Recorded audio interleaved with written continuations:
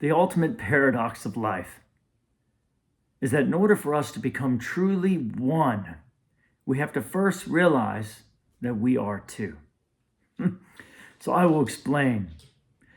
When it comes to Tai Chi, if I move my arm like this, there's one movement. We will call it mobilizing. I'm mobilizing my arm, I'm moving it.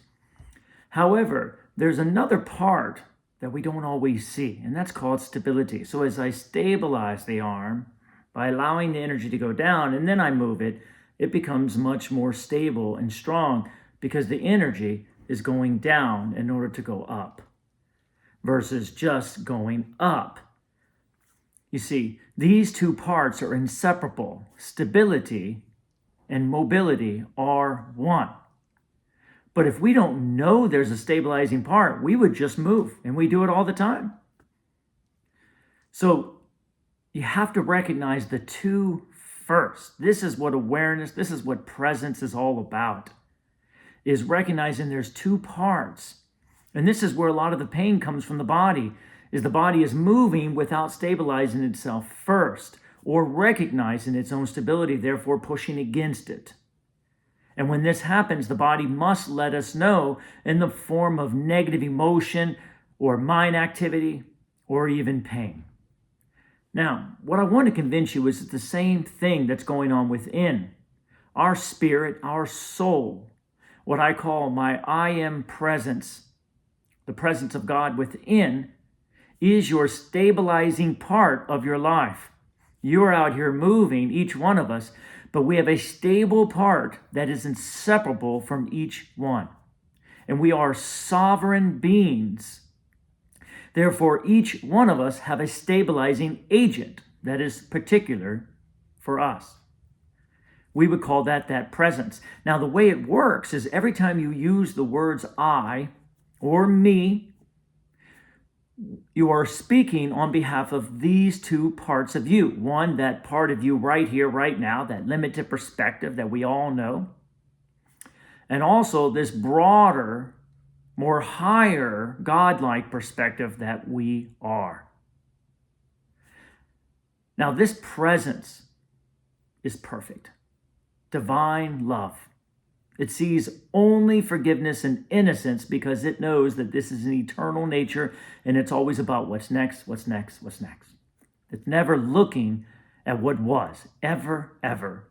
Because it's saying, okay, now let's go here. Okay, now let's do this. It's taking you and moving in the path of least resistance.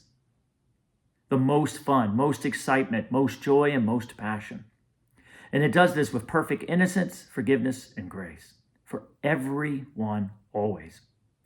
It knows that as it looks out into the world, into this creative experience, it sees only itself and the oneness that we all are.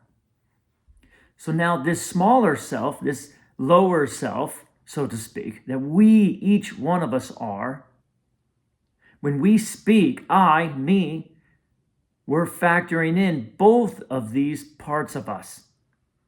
So if I say, man, I'm not feeling well, I'm going to feel negative emotion in my solar plexus because this is where we connect. And I'm going to feel negative emotion not because of the sickness. I'm going to feel negative emotion because that part doesn't agree. It says there is only wellness, there is only wholeness, and I have it right here, right now. And if you stop focusing on the sickness, your wholeness, your well-being will flow right in because it's there for each one of us.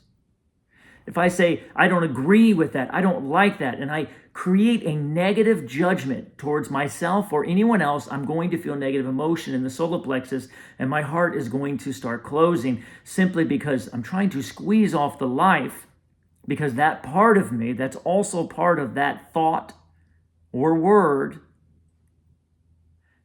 is not agreeing with me. Instead, it's guiding me towards the path of most fun, most least resistance. It's saying, don't focus on that, go here. Don't focus on that, go here. And this is what gets us. See, we don't know that we have this other part that's listening and that's in our mind with our thoughts and how we feel. It is inseparable to each one of us. There's two of us. So because we don't know, we speak what we see. We speak what we think is going on, or we have beliefs that we have inherited of separation and frustration or punishment or sin or guilt. And this part never, ever will agree because it doesn't see guilt. It only sees what's next. That didn't work. Go here. That didn't happen. Okay, let's go over here. What'd you learn from that? What did you get from that? How did you grow from that? Where can you go next? It only sees what's next, what's next, what's next. How can there be guilt in a world that's always flowing to what's next? Do you see? We're trying to stop the energy from flowing, and that part is saying, no, no, no, go here, do this, see this. And it's guiding us every step of the way. And when we focus on what's wrong with us or we focus on what's wrong with someone else, we try to stop that flow, that wisdom, that eternal, perfect wisdom, well-being, abundance, everything from flowing in from that higher I am presence that we are. Can you see?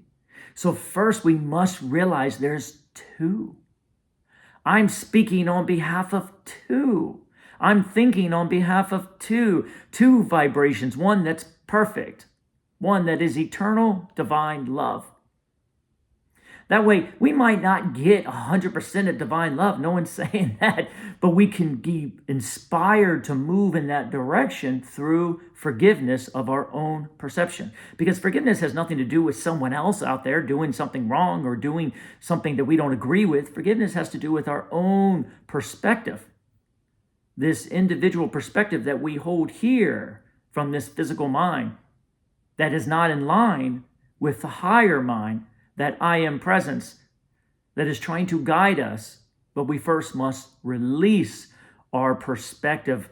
We must release our perception that we hold of what we're looking at in order to receive something new, in order to see something broader, in order to see something more real, so to speak, from that higher dimension that we are all a part of.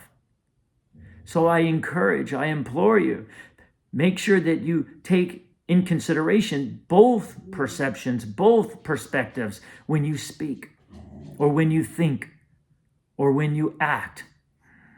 And you just sit and say, I'm seeing this in a negative way. How are you seeing it? Can I see it differently? Maybe perhaps not react to everything that comes in, but hold a neutral perspective in order to give room for that I am presence that is also a part of that situation that holds a different way to see it. I feel negative here. How do you see it? Well, I know you're going to see it in a positive light. I know you're going to see it in the form of moving what's next and not looking at what was. And you just stop, put your hands on your heart and ask in that moment. And the more you move in the direction of this positivity, the more you move in the direction of this presence and hold light for it, hold space for it, instead of react, instead of judge, instead of seeing it the same way you've seen it 1,000 times, you will start receiving more clarity from this other part that wants to come in. And that's what alignment is. That's what moving into the frequency of God, moving into the frequency of your soul, the moving into the frequency of love is holding space, not reacting, but staying in that neutral perspective long enough to receive a new way to perceive what's in front of you right here, right now. And the more you do it, the easier it becomes.